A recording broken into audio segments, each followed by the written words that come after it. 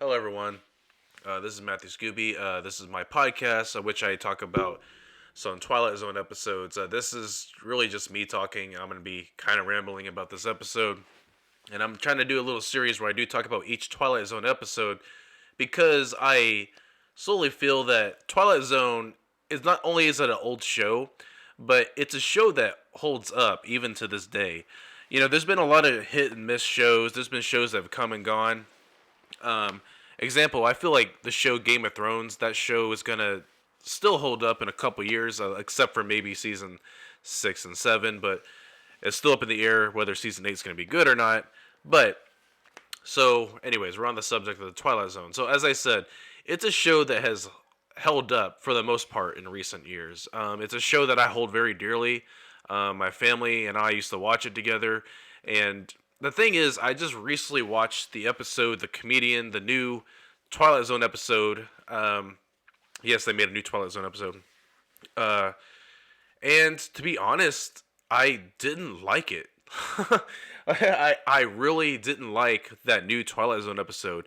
Um, to break it down for you, I'm gonna explain to you a brief reason why I didn't like that episode and why I still think these older episodes hold up. Right. So, uh, the acting really just bothered me in that episode. Like, I felt like the actors just didn't really care for the source material. I also thought the premise, the plot, was kind of ridiculous. I saw what they were going for it. Like, in the episode, the comedian would talk about somebody, and that would get a laugh out of the audience. But every time he talked about somebody in his comic stand-up routine, somebody he knows would disappear forever. And he did this for fame, and he did this to get laughs. And, well, it sounds like a good idea on paper, but largely the episode was a big miss for me. I wanted to like it because I love Twilight Zone. But even then, the older episodes, the original Twilight Zone episodes, it's not really that well acted. When you really think about it, some of the acting is not like Oscar worthy, but still, it's somewhat entertaining. And I kind of felt like maybe the script wasn't real well written in the new episodes, but the original episodes, you could tell they did put a lot of thought and a lot of heart into it. Again, there's still some errors, which I'm going to talk about in this episode of Where Is Everybody? So, yeah, that's the main the reason why I want to talk about Twilight Zone is just because I watched the new Twilight Zone episode and I just didn't like it for a lot of reasons. But my main reasons is just like the story itself just kind of bothered me a lot. So to give you an idea to remember, also I want you to know in this podcast I do not stream the videos that we're gonna watch. I'm just gonna show you clips and pictures of it, but I'm not gonna play the whole episode from back to back. I'm just gonna pause and we're gonna talk about it for a little bit. But yeah, mainly for copyright issues and stuff like that. So, I don't know what all this is. Let's get rid of that. It's okay, so where is everybody? Mike Ferris finds himself alone in a small Oakwood town, and without recollection about his name, where he is or who he is, Mike wanders through the town trying to find an old living soul. The tension increases and Mike has a breakdown. Well, the thing is, in this episode, the character never says his name. I don't think, even at the end of the episode, we still don't know his name. So I kind of find it weird that they can say Mike Ferris, even though in the episode we don't know who this character is. But so, and it stars Earl Hollyman. I don't know who that is. Obviously, he's this older actor over here. James Gregory, Paul Langton.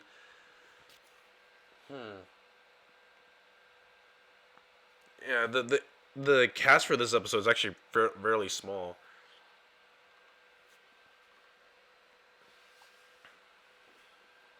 Let's see, this aired, release date was October 2nd, 1959. Universal City Plaza. Now, I get the feeling that this episode was largely filmed in the same area that Back to the Future was filmed. If you remember where Marty McFly walks through the town square after he goes back in time, and before he goes back in time, there's a giant clock tower. I'll point that out when we get there, but I get the feeling it's really the same place that they filmed.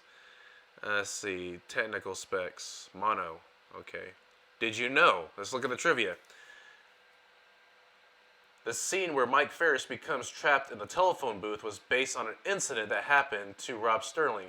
Sterling recounted that he was at an airport making a phone call when he heard the boarding call for his flight over the intercom. Hastily trying to get out of the booth, he started pushing out the door, forgetting in his panic that phone booths are opened by pulling on the door handle. Sterling waved down a passerby for help, and the man kicked in the door.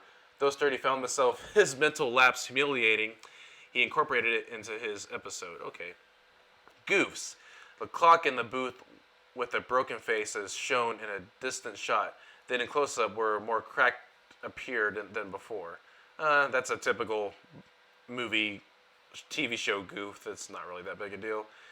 Quotes. Okay, we'll get to that later.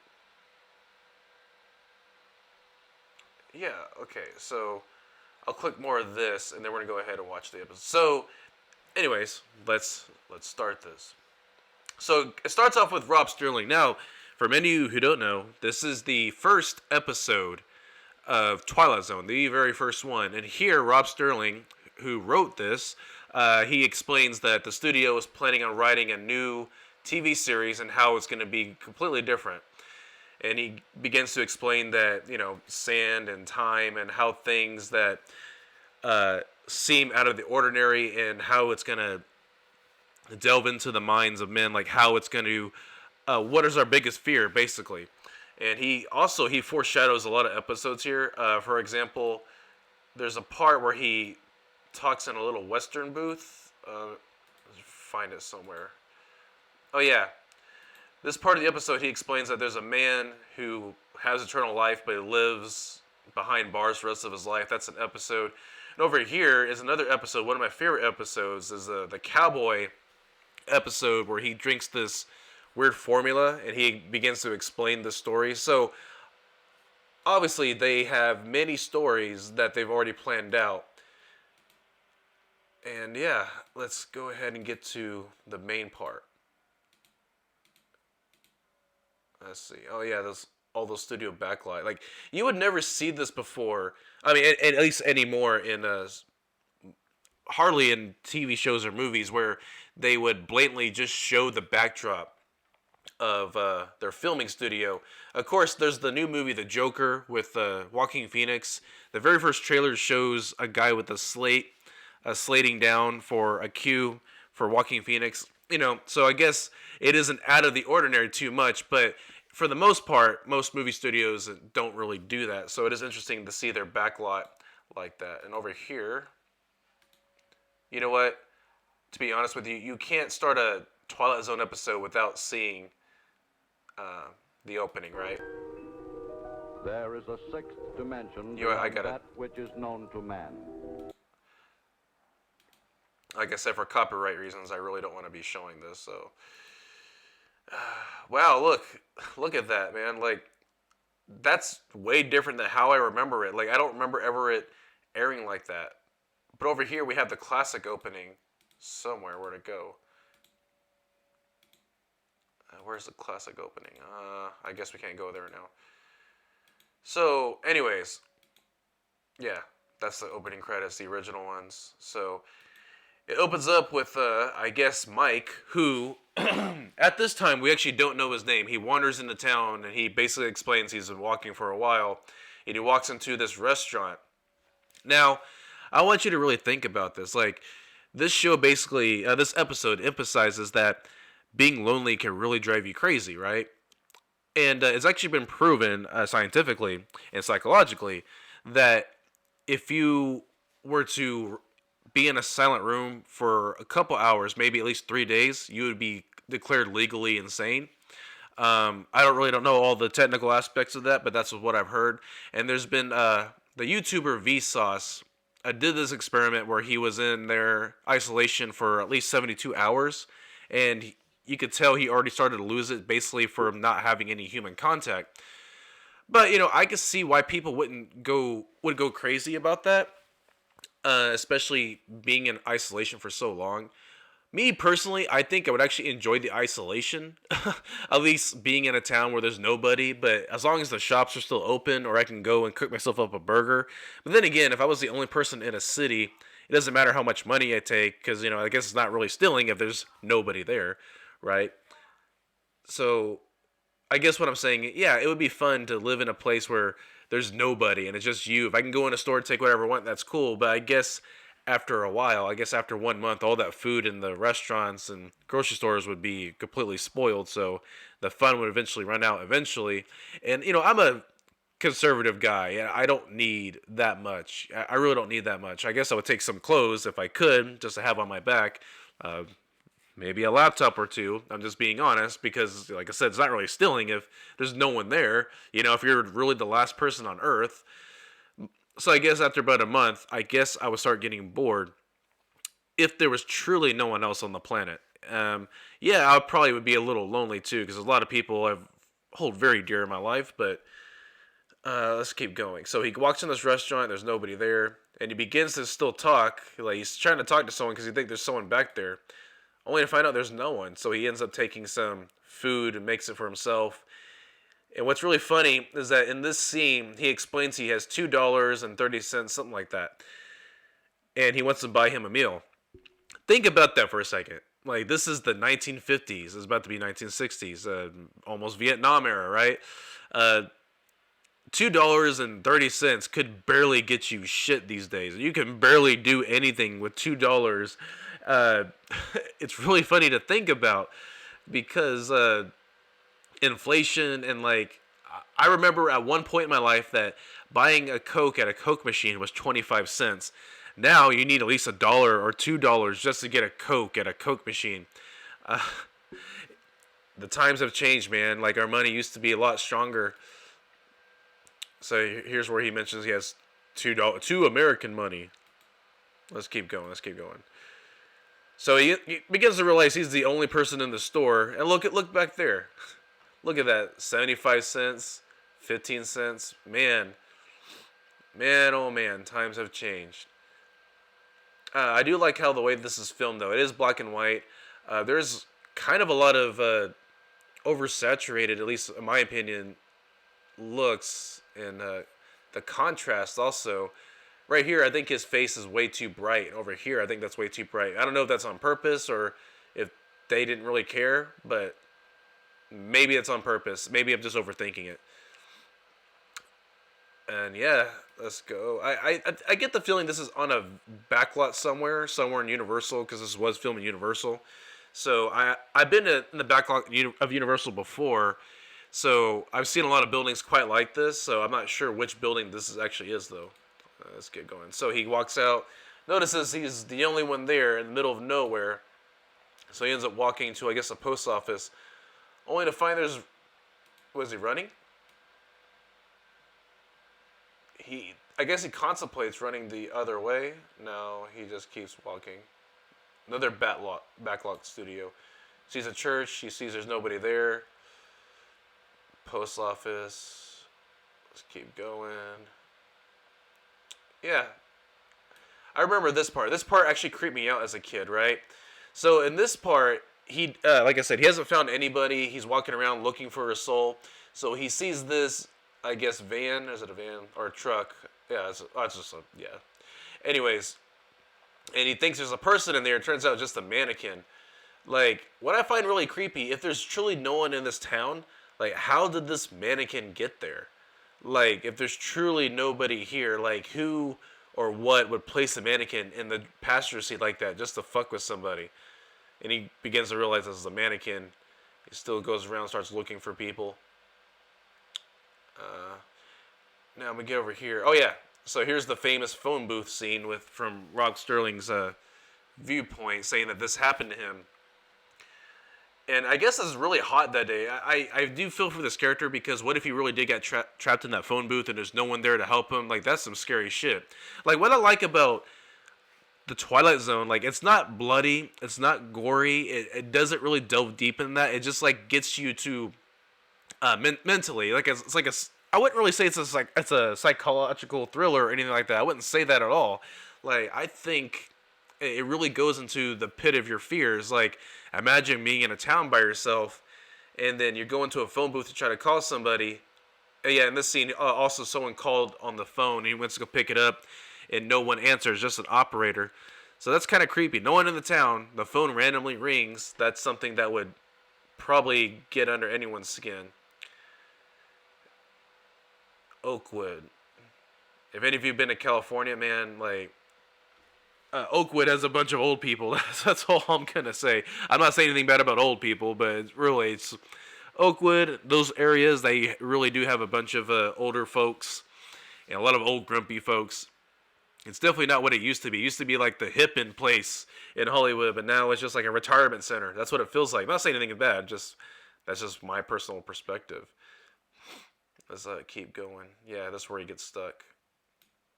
And he goes into a police station. And the funny part is, in this scene, he walks up to the microphone and he says, "Calling all cars. There's a call the FBI," something like that. Like, there's a suspicious character in the police station. You got to imagine how desperate you got to be to purposely walk into a police station, to purposely get a police officer to come the rush there and saying, "Hey, there's a suspicious character at the police station." That's some desperate shit. And what I find interesting, another thing that's creepy, he's in here for a good minute, at least 2 or 3 minutes, and finally he starts noticing that the cigarette just starts lighting up. Well, the thing is, the only thing that bothers me is that when he goes to pick it up, like, put yourself in the situation. You see a cigarette that's just lit. Wouldn't you just, like, go and look at it? Obviously, he's picking it up to show the camera that it's lit and that it's a cigarette. And also, what really bothers me is that he's in there for a good minute before he notices smoke. I don't know about you, but if I walked into I guess this is a continuity error, too, I guess.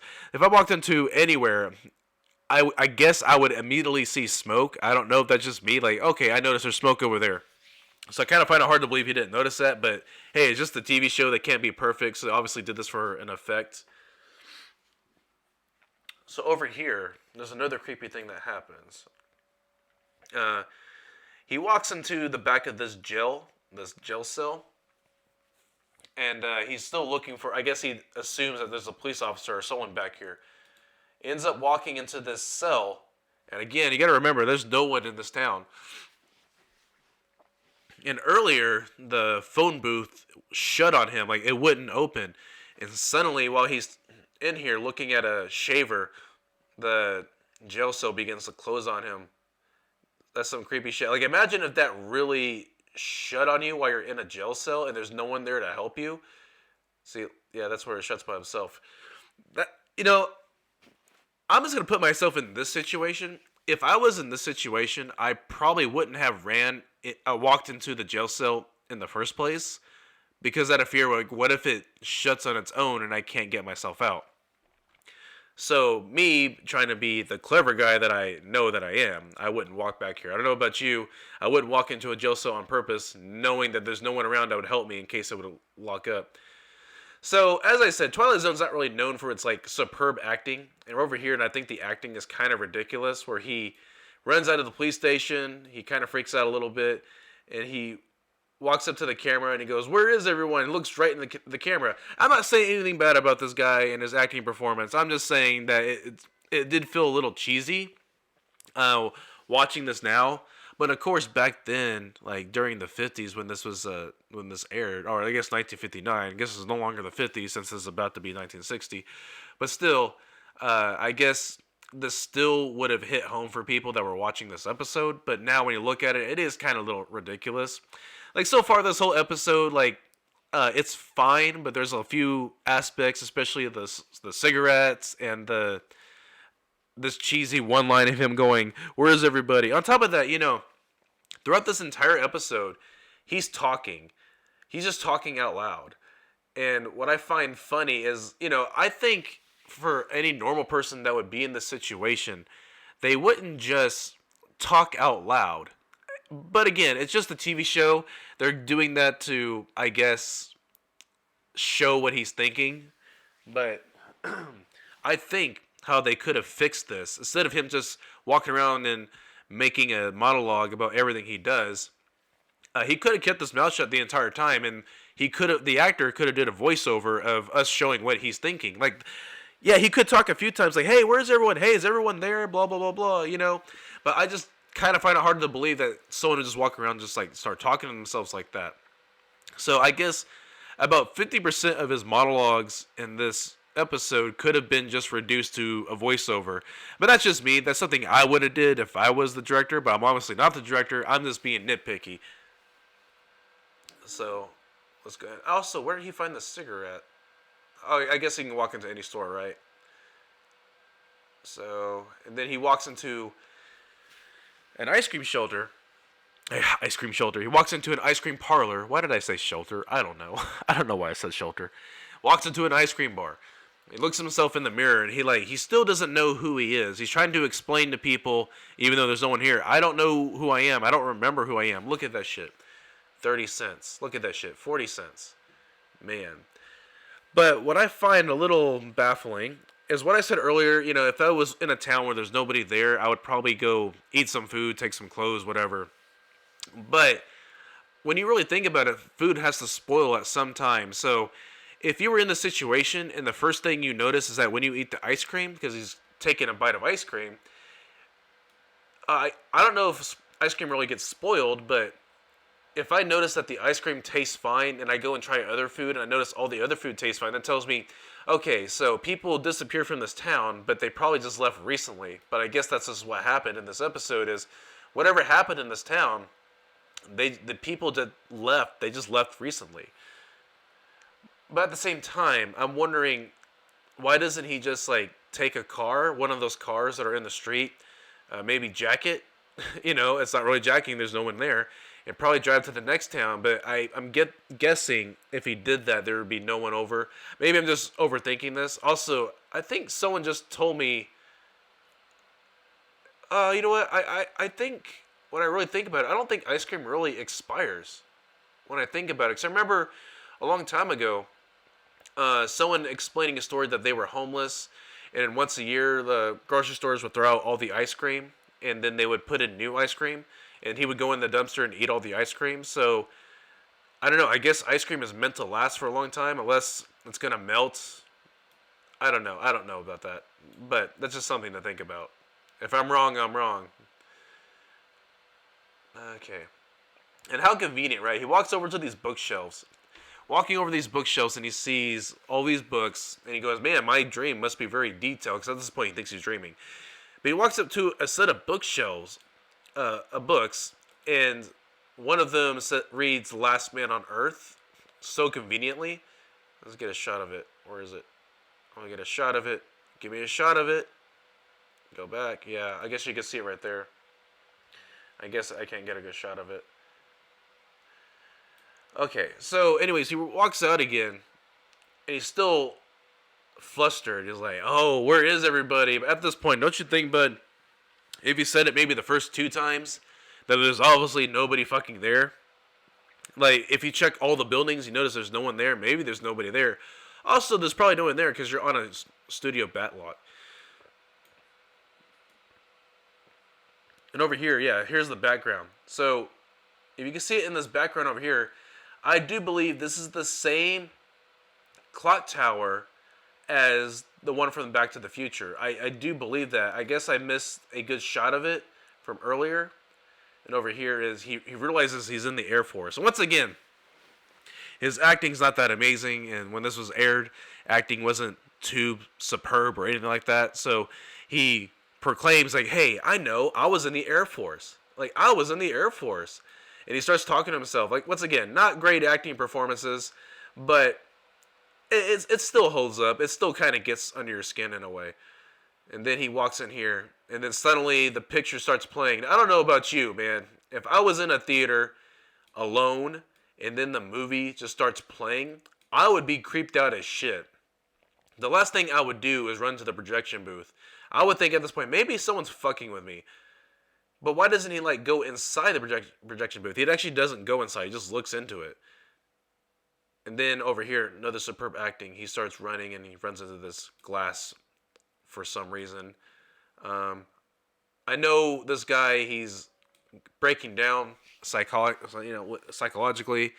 I know he probably can't handle his isolation anymore. That's why he ran into that glass like that. Still, I kind of find the way he was running a little unbelievable right into it. So that's just me. And then he gets to run out and he trips over everything. Like, he trips over everything: the sidewalk, a bike, and right. And he like freaks out about this optometrist building. So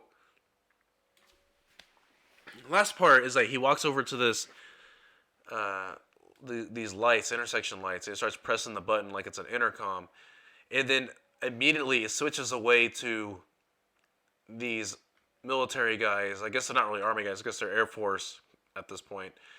So they it's revealed that he was in a simulation the entire time. He was in isolation, and for some reason he was there. As they explain in the episode, he was there for at least 2 weeks, no human contact whatsoever.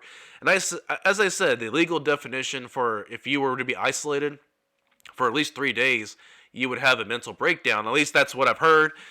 But I can't imagine of being isolated for almost 2 weeks like that. Like, how someone would go crazy over that with no human contact whatsoever.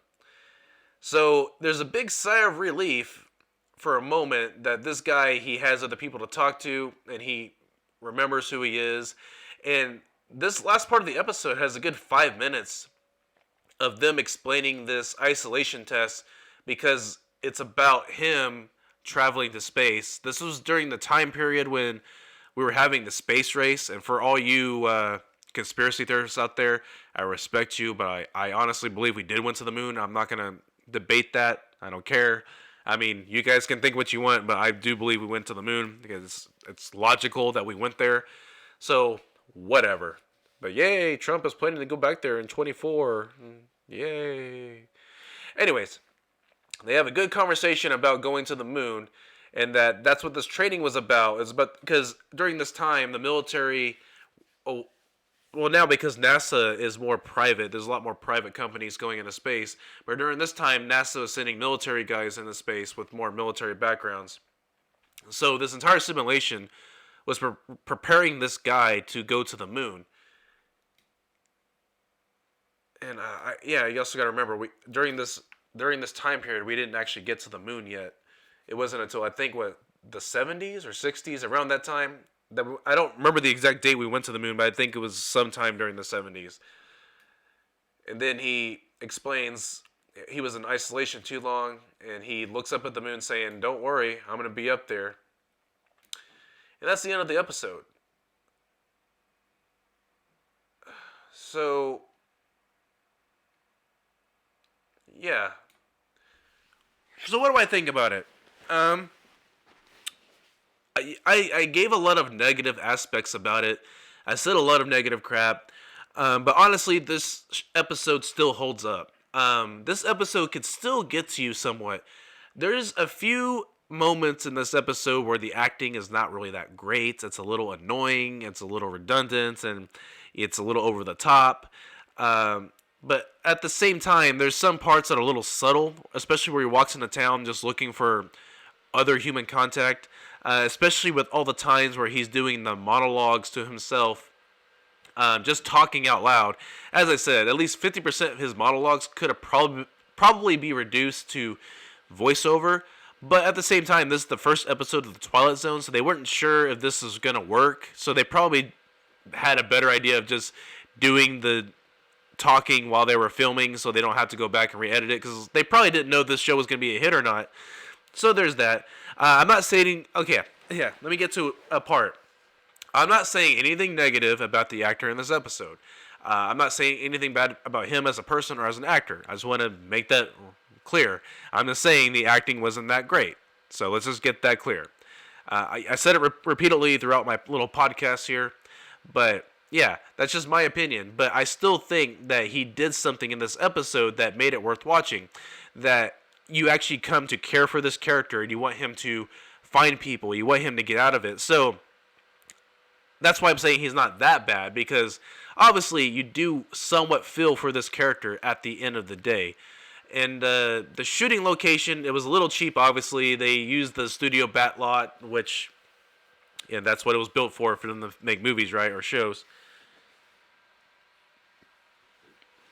But overall, it seems like a very simple, straightforward episode. Just like a guy isolated in a town. Turns out he was just an Air Force guy preparing to go to the moon and spent too much time in isolation.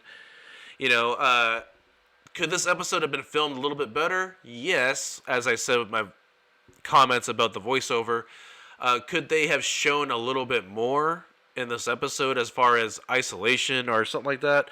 I think they could have shown this guy at least somewhat enjoying himself for at least 5 minutes. Hey, there's nobody here. I can do whatever I want. But they didn't. As soon as he gets to the town, he automatically starts panicking. But at the same time, none of this whole thing was real. It wasn't real in the first place. It was just a dream. So I guess everything that happened in this episode can be excusable because in a dream you can't really control your dreams. You can't really control your actions. So when he was hallucinating, he obviously couldn't control what he was doing. So this episode is not too scary because it does have a happy ending in a way because he ends up walking away from it. But if you know anything about the Twilight Zone, about 90% of episodes, the characters do not walk away with a happy ending.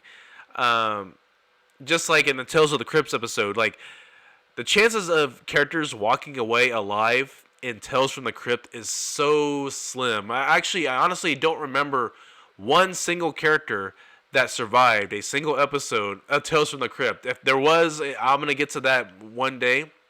But I honestly don't think there was. So it is a rarity to see a character escape. So maybe because this is the first episode of the Twilight Zone is why they had him survive his encounter. Maybe it's because that this is, the first episode is why they decided to not do voiceover and why they decided to go more simplistic. This episode could have easily been 10 more minutes long of him actually enjoying himself or them showing more in this town and him being by himself. But we have the great Rob Sterling explaining his show idea. So I guess when people went to see this, because it's obviously a pilot episode, obviously this held some interest to people. If I were to see this for the first time, I would take it as maybe a fan film, like in today's world. If I saw this as a fan film, and I never heard of the Twilight Zone before, and someone just made this, because that's what it feels like. It feels like a fan film. If I saw this for the first time, I would be so interested in the show. I would give my pointers. Hey, yeah, I like the show. I like the idea. You want to do more scary stories, creepy stories. That's cool. You might want to change a few technical aspects, but that's good. So obviously, this pilot episode, it was a hit. It did something. It made the right vibes, and that's where we got the infamous show of the Twilight Zone. So, anyways, guys, that's all I'm gonna say for now. I probably got a few of my technical aspects wrong. I do love movies. I do love TV shows. I do love video games. I do love talking about them. Sometimes I get shit wrong. Sometimes I don't. I'm a human being. These are just my opinions. This is just what I think of the episode. So let me know what you guys think in the comments below. I will be talking about new episodes every day. At least when I get the chance, because on my weekends I'm normally really busy, so I don't have the time to really talk about these things. So, anyways, guys, if you want to see episode 2, don't forget to hit that like button, subscribe, don't forget to comment to my video. You don't have to do all those things, but it does help me out a lot. So, I'll see you guys later. Peace out.